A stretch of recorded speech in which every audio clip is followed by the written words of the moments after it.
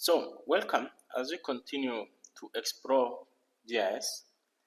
And now that we've seen the presentation from the introduction of GIS, the applications, the tools, the data, and the different terms that you need to use in a GIS, we are now going to go to the next level, which is looking at the GIS software. And in this case, the GIS software that we are dealing with is called QGIS. And the fact that we need to understand how to work with it from the beginning, from installation, from configuration, we need to first of all know how to install the software.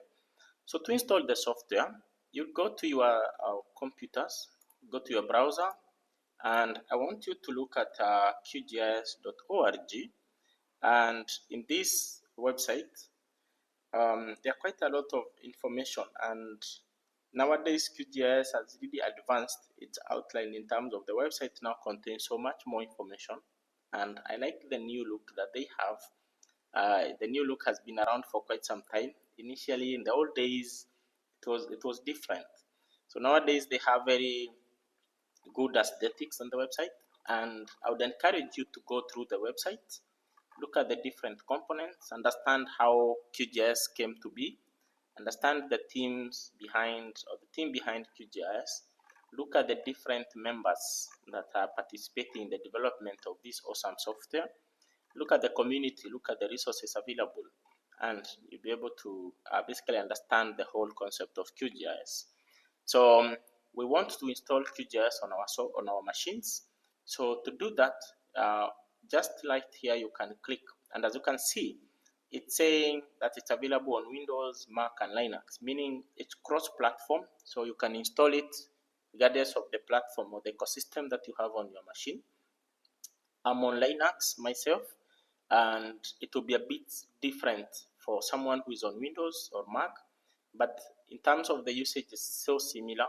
Actually, nowadays the differences are so small, so you will hardly notice, apart from the UI of the software itself, because of the different themes that users have on different computers.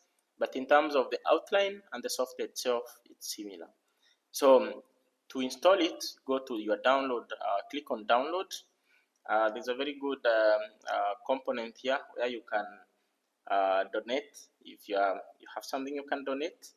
So I'll skip for now, and it will bring me to this page where I have all the listed platforms. So because I'm on Linux, it basically gives me the first component for your platform, where I can see all the options that are here.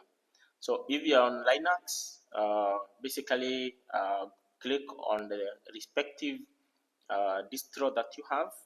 If you're on Windows, there's a section here that says download for Windows, where if you expand, there are two major buttons. There's a long-term version and there's the latest version.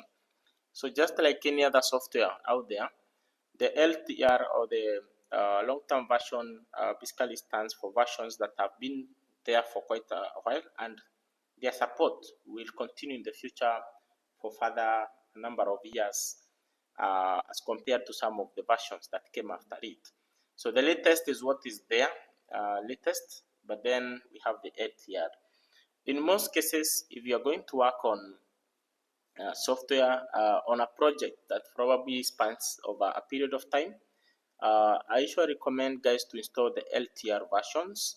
But if you want to explore the latest tools, if you're testing out or just working on some fancy functionality, you can go for the latest version. So regardless of the choice that you choose, either button will give you a UI or an interface that you can use. So for now, for purposes of the training, I want us to install the latest version. So just click on it, and once you click, it will download the software. If you're on Mac, you can basically, again, there are two versions. So in every operating system, you'll find the two versions. So depending on the operating system that you're running, basically choose what suits you. We have for those who are in tablets, using tablets or mobile phones, And of course, we also have the source code. If you need the source code, you can always get it. So since I mentioned this is it's a free and open source software, so you can, meaning you can access its source code, you can access its tools and all that if need be. So once you do that, um, once, for example, if it was for Windows, I click on this and it will now start installing, start downloading the installer that is for Windows. And allow me to cancel this, to pause that, because I'm not on Windows, so it won't help me. But you'll be redirected to this page which says thank you. And of course, now again, you can read or you can check more information.